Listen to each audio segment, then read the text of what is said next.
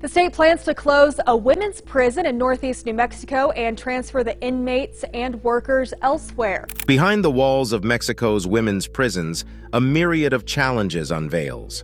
From overcrowded cells to the dark recesses of corruption, these facilities encapsulate stories far from the eyes of the general public.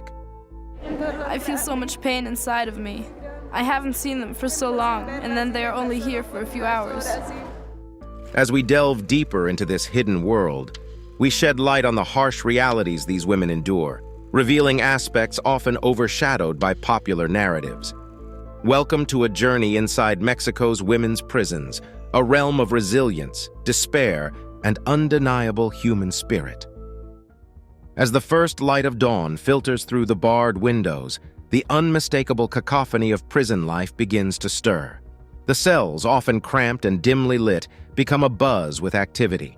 In many of Mexico's women's prisons, inmates are often awakened by a siren or a guard's shout, signaling the start of another day within the confines of their current reality. The early hours are typically reserved for roll calls, where each inmate is accounted for. Guards patrol the rows, ensuring that every name is called out and every face is seen. The echoing sound of metal bars, coupled with the stern voice of guards counting, becomes a familiar morning ritual. Once this procedure is completed, breakfast is distributed. Meals in prison are a far cry from what many are used to outside. They are basic, often lacking in nutrition and flavor. The diet mainly consists of beans, rice, tortillas, and occasionally a serving of vegetables or meat. The quality and quantity of the food vary from prison to prison, with some institutions plagued by reports of food contamination or shortages. After breakfast, inmates are typically allowed a brief period for personal hygiene. The facilities are far from pristine. Showers are cold, and there's often a shortage of clean water. Privacy is a luxury, as women hurry through their routines, with only a few minutes allotted to each. Soap, toothpaste, and other essential toiletries are commodities, often brought in by visiting family or purchased from the prison commissary at high prices. The bulk of the day is characterized by labor and chores. Some prisons have workshops where inmates can learn trades or crafts, such as sewing or baking. The products made in these workshops are sometimes sold outside, with a fraction of the proceeds going to the inmate, providing them with a small income. For many, this work becomes a source of purpose, a way to constructively pass the time, and a means to contribute to the family's finances outside the prison walls. In between labor hours, women find pockets of leisure or respite. Some prisons have open courtyards where inmates can socialize, exercise, or simply bask in the sunlight for a few moments. Conversations during these times range from recollections of life outside to updates about ongoing court cases. It's a complex web of relationships. Friendships are formed, sometimes out of genuine affinity and other times out of sheer necessity for survival. Communication with the outside world is both a blessing and a challenge. Limited phone call privileges or tightly supervised visitations become the highlights of many inmates' weeks. Families often travel long distances, bearing homemade food, clothes, and news from home. These visits are a poignant reminder of the world beyond the prison, filled with a mix of joy, hope, and an undeniable undercurrent of sadness. As dusk begins to settle, the hustle and bustle slowly wind down. Dinner, much like breakfast, is a simple affair. By this time, fatigue from the day's labor begins to weigh heavily on most inmates. Evening might offer some recreational activities, such as watching a shared television, reading, or perhaps participating in a group prayer or meditation session. The approach of nightfall also means another head count, another echoing roll call, and the return to one's cell. Nighttime in prison is a realm of whispered conversations, quiet tears, and deep reflections. The dim glow from the occasional light bulb casts long shadows on the walls, and the only sounds that punctuate the stillness are the occasional cough, a guard's footsteps, or the distant murmur of a radio. For many inmates, sleep is both an escape and a challenge. The hard beds, the ambient noise, and the weight of their predicament make rest elusive. Yet, it's in the arms of slumber that they can momentarily forget their confines, dreaming of a world outside, of loved ones, and of a life once known. In the matrix of challenges faced by inmates in Mexico's women's prisons, overcrowding stands as one of the most immediate and apparent. The mere sight of cells built to accommodate 5 inmates, but now home to 10 or even more, paints a vivid picture of this pressing issue. The reasons behind such overcrowding are manifold, from a surge in arrests and prolonged pretrial detentions to a lack of investment in infrastructure. These factors culminate in a living condition that often borders on the inhumane. The physical ramifications of overcrowded cells are plenty. Inmates often sleep in shifts due to a lack of bedding space, and makeshift hammocks or mats laid out on the cold, hard floor become a common sight. Space is at such a premium that even the most mundane activities, like changing clothes or seeking a private moment, become arduous tasks. The air in these packed cells becomes stifling, especially in the warmer months, with poor ventilation exacerbating the situation. Sanitation, already a challenge in many detention facilities, takes a severe hit due to overcrowding. With an excess number of inmates and often no proportional increase in the number of toilets or washing facilities, the demand far outstrips the supply. It's not uncommon to find long queues at the washrooms, with facilities being overused and hence often in a state of disrepair. Inmates resort to using buckets in their cells during the night, leading to a heightened risk of contamination and disease. This, coupled with the infrequency of trash collection, makes the environment ripe for the spread of ailments, a dire consequence in a place where medical assistance is already scarce. The issue of water deserves special mention. Clean water, fundamental for drinking, cooking, and hygiene, is often in short supply. Many prisons rely on outdated or insufficient plumbing systems that fail to meet the needs of the enlarged inmate population. The situation is exacerbated during times of drought or infrastructural breakdowns. In some instances, inmates are forced to ration their water, using it sparingly for drinking and often foregoing basic hygiene practices. Overcrowding also strains other basic amenities. For instance, prisons with kitchen facilities often find them ill-equipped to cater to the burgeoning population. Meals, already simple, become even more scant, leading to malnutrition issues. Additionally, the few recreational spaces available, like courtyards or common rooms, are constantly filled to capacity, rendering them less effective for their intended purpose. There's also an undeniable psychological impact tied to overcrowding. The constant proximity to others with virtually no privacy can exacerbate feelings of stress, anxiety, and claustrophobia. Personal conflicts become harder to avoid and can escalate rapidly, given the lack of space to retreat or cool down. Moreover, the very infrastructure of many of these prisons is aging, with some facilities originally built in the early to mid-20th century. Crumbling walls, leaky roofs, and faulty electrical systems are but a few of the issues that plague these institutions. Attempts at repair or renovation are often hindered by lack of funds or bureaucratic red tape. Inside the high walls of Mexico's women's prisons, a society unto itself emerges, complete with its own dynamics, rules, and relationships. The challenges of confined life, combined with the diverse backgrounds of the inmates, create a setting where alliances, rivalries, and hierarchies are not just common, but integral for survival. Crime inside these prisons is often an extension of the criminal networks operating outside. In some instances, inmates continue to manage their external operations from the inside, using contraband phones or through messages relayed by visitors. The connection to the outside world and the ability to exert influence gives these inmates a significant amount of power within the prison hierarchy. Such power dynamics lead to a clear stratification among the inmates. Those with external connections, financial resources, or simply a formidable reputation from their life outside often rise to positions of influence. Below them are those who align with or serve these dominant figures, providing services or forming alliances for protection and benefits. At the bottom of this hierarchy are the most vulnerable, often new inmates, or those incarcerated for lesser, non-violent crimes. They, unfortunately, bear the brunt of the system, facing extortion, threats, and sometimes violence. Violence, a somber reality of prison life, can erupt over the smallest of issues, from disputes over shared resources like water or food to more personal conflicts stemming from old rivalries or new disagreements. While not every inmate experiences direct physical violence, the constant threat and witnessing acts of aggression take a severe toll on one's mental well-being. Prison authorities sometimes inadvertently contribute to the violence. Solitary confinement or the merging of rival gang members in the same cell or block can escalate tensions. The limited number of guards, coupled with the overwhelming inmate population, often means that they can't intervene promptly or effectively, allowing conflicts to spiral. Alliances in this environment are essential. They offer protection, access to resources, and a semblance of community in a setting that can be incredibly isolating. These alliances might be formed based on shared backgrounds, mutual interests, or sheer necessity. For example, inmates from the same region or city might band together, creating a support system based on shared language or culture. Others might bond over shared experiences, like motherhood or mutual goals, like legal defense strategies.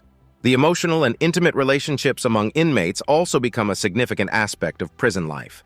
In a space devoid of familial connections and the usual societal structures, new relationships form, providing emotional support, companionship, and at times romantic engagement.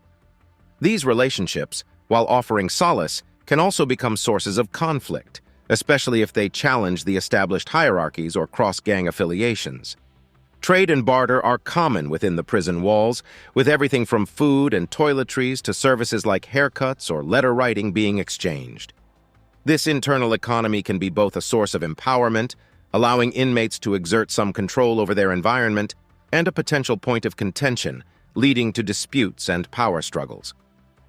The stark realities of the healthcare system in many of Mexico's women's prisons are often characterized by neglect, underfunding, and inadequacy. For inmates, this manifests in delayed treatments, lack of access to essential medicines, and at times a sheer disregard for their well-being. In the context of overcrowded cells and compromised sanitation, the spread of diseases is accelerated. Contagious illnesses, ranging from skin infections to respiratory ailments, can swiftly move through the inmate population. While one would expect swift medical interventions in such scenarios, the reality is quite the opposite. Medical facilities within the prisons are often ill-equipped to handle such outbreaks. There's a shortage of both medical staff and essential medicines, turning treatable conditions into prolonged ailments. Beyond the immediate health threats posed by the prison environment, there's also the challenge of addressing chronic conditions. Inmates with diseases like diabetes, hypertension, or asthma often struggle to get consistent treatment. The erratic supply of medications combined with infrequent checkups jeopardizes their health. In some severe cases, the delay or outright denial of medical attention has led to irreversible health complications and, tragically, even death. Reproductive health and gynecological care, crucial for a women's facility, suffer from significant neglect. Many female inmates face challenges ranging from irregular menstrual cycles due to stress to more severe conditions like fibroids or infections.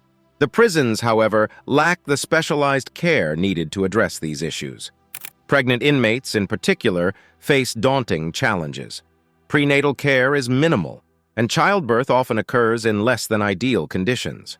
Postnatal care, critical for both the mother and the newborn, is equally wanting, leading to heightened risks. Mental health, an aspect often overshadowed by the pressing physical health challenges, is another area of concern. The trauma of incarceration, coupled with the daily stressors of prison life, takes a severe toll on inmates' mental well-being. Issues like depression, anxiety, and post-traumatic stress disorder are common, yet psychiatric care is sparse. Counseling services, therapeutic interventions, or even basic awareness about mental health are often lacking. As a result, many inmates suffer in silence, with their mental health conditions going undiagnosed and untreated. Substance abuse presents another health challenge. Drugs, though contraband, find their way into prisons. Inmates grappling with addiction face dual challenges: the health implications of their addiction and the punitive measures if caught. Withdrawal symptoms, often severe and requiring medical intervention, are handled poorly. Rehabilitation and support services for those keen on overcoming their addiction are almost non-existent. It's also worth noting the correlation between health and the other challenges inmates face. For instance, the victims of violence within the prison require medical care, both physical and psychological. However, the fear of retribution often prevents them from seeking help. Similarly, the inmates involved in the internal prison economy might trade essential medicines, further complicating the healthcare dynamic. Incarceration's primary goal, beyond punishment, should ideally focus on rehabilitation and reintegration. Mexico, like many nations, grapples with this ideal versus the reality within its women's prison system. The existing rehabilitation and education efforts reflect both the intent to reform and the myriad challenges these programs face. Foremost among these initiatives are educational programs. They range from basic literacy classes to advanced courses, enabling inmates to complete their formal education. For many women, prison becomes the unlikely setting where they first learn to read or write. These skills, fundamental to personal growth and future employment opportunities, offer inmates a sense of accomplishment and hope. Some prisons have even partnered with external institutions to offer vocational training in areas like sewing, hairdressing, or craft making. Such skills not only provide an engaging activity during incarceration, but also equip inmates with employable skills upon release. Parallelly, psychological and behavioral therapy sessions are offered in some facilities. These sessions address a spectrum of issues, from past traumas that might have contributed to criminal behavior to coping strategies for prison life. Group therapy, in particular, provides inmates a platform to share their experiences, seek solace in shared struggles, and learn from one another's journeys. Substance abuse rehabilitation, critical given the prevalence of drug issues both inside and outside prison walls, is a focal area. Some prisons have dedicated programs to help inmates overcome addiction, offering detoxification support, counseling, and continued therapy to prevent relapses. Yet, while these efforts paint a hopeful picture, they are fraught with challenges. First and foremost is the issue of funding. Rehabilitation and education programs require resources, from trained personnel to materials, and prisons often struggle with budgetary constraints. In some cases, while the intent to launch a program might exist, the funds to sustain it long-term are absent. Infrastructure is another challenge. Overcrowded prisons with limited spaces for classes or therapy sessions make it logistically tough to run these programs. The atmosphere, marked by violence or gang dynamics, is not always conducive to learning or personal growth. Furthermore, the societal stigma attached to incarceration impacts these efforts. Upon release, despite their newly acquired skills or education, former inmates often find it hard to gain meaningful employment due to their criminal record. This reality can diminish the enthusiasm to participate in such programs in the first place. Additionally, the approach to rehabilitation is sometimes fragmented. Rather than a holistic, tailored approach that addresses an individual's specific needs and background, programs can be generic. The one-size-fits-all approach, while easier to administer, often fails to address the root causes of criminal behavior or provide meaningful skills for reintegration. Despite these challenges, the success stories emerging from these efforts are undeniable. Inmates who've learned a new skill or overcome addiction are testimonies to the program's potential. Moreover, there's a ripple effect. An educated inmate can teach others, creating an informal network of learning. Those who've benefited from therapy become advocates for mental well-being, impacting their peers. Within the fortified walls of women's prisons in Mexico lies a shadow economy and a system of power underpinned by corruption and bribery. This clandestine structure operates parallelly to the formal rules and is driven by both the desperation of inmates and the opportunism of some prison officials. Corruption in prisons is a manifestation of broader systemic issues within the judicial and penitentiary system of Mexico. When overcrowded facilities, underpaid staff, and under-resourced administrative systems intersect, it creates a fertile ground for illicit activities and exploitation. Guards and prison officials, positioned as gatekeepers, hold significant power over inmates' daily lives. While many fulfill their roles with integrity, the lure of additional income through illicit means can be enticing for some. This can manifest in several ways. For instance, guards may charge inmates or their families fees to access basic amenities or privileges. In some cases, they might turn a blind eye to prohibited items being smuggled into the facility in exchange for bribes. Contraband, from drugs to mobile phones, finds its way into prisons, fueling an internal economy. While inmates might seek these items for personal use or as a means of exerting power within the inmate hierarchy, the entry of such items typically involves collusion with corrupt prison staff. The sale and distribution of these items can lead to significant profits, incentivizing both inmates and officials to participate. For the inmates, corruption can be both an opportunity and a peril. Some, particularly those with financial resources or external connections, use bribes to secure better living conditions, such as a more spacious cell or access to better food. They might also leverage corruption to maintain their criminal enterprises from within prison walls, conducting illicit activities with relative impunity. However, for many others, especially those without means, this corrupt system is a source of oppression. They may be extorted by other inmates or even officials, forced to pay for safety or basic necessities. Those unable to pay can face threats, violence, or other forms of retribution. The prison hierarchy, shaped by crime affiliations, reputation, and financial means, is further entrenched by corruption. Those able to bribe officials or other inmates can reinforce or elevate their position, while those at the bottom remain vulnerable. Such corruption also undermines any genuine efforts at rehabilitation. Participation in educational or therapy programs might require bribes. Even the judicial process can be tainted with stories of inmates bribing officials for favorable reports or early parole considerations. Beyond the immediate stakeholders, the inmates and prison staff corruption in women's prisons has wider implications. Families of inmates often bear the brunt, having to gather funds to ensure the safety and well-being of their incarcerated loved ones. The integrity of the judicial system comes into question, eroding public trust. Moreover, the criminal networks that operate within prisons, bolstered by corruption, can extend their influence outside, affecting broader society. Addressing corruption and bribery in women's prisons is a complex challenge. It requires systemic reforms, from better pay and training for prison staff to more transparent administrative processes.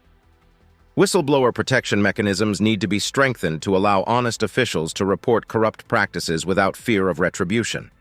External oversight, through independent bodies or NGOs, can provide a check on internal malpractices. Imprisonment, by its very nature, exerts tremendous psychological pressure on individuals. The confinement, the loss of autonomy, the separation from loved ones, and the volatile environment can have profound effects on one's mental well-being.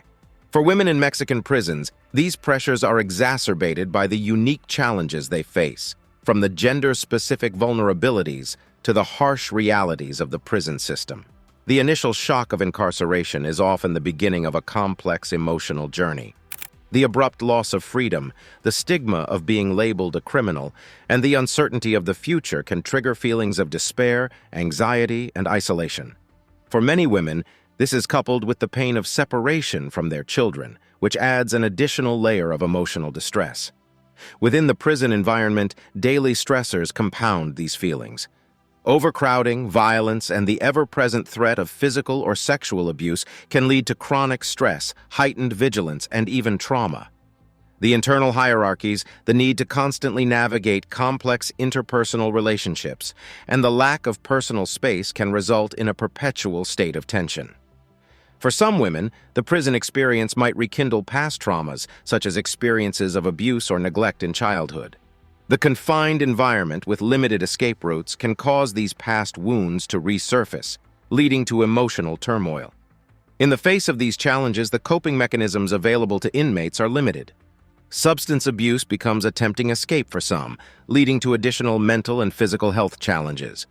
Self-harm or suicidal ideation as extreme expressions of despair are not uncommon. Despite the evident and pressing need for mental health support, the services available are often woefully inadequate. Psychological support, where available, might be limited to occasional visits by a counselor or therapist. These sessions, while valuable, are often insufficient given the magnitude of the issues at hand. Moreover, the stigma attached to mental health, both within and outside the prison walls, can deter women from seeking help, even when it's available. In some cases, the approach to mental health is reactive rather than proactive. Only when an inmate exhibits severe symptoms or poses a danger to themselves or others is intervention sought. This neglects the many inmates who, while not in immediate crisis, suffer silently and could benefit from consistent support. An additional challenge lies in the training of prison staff. Many are not equipped to recognize or handle mental health issues, leading to situations where psychological distress might be misconstrued as defiance or misbehavior.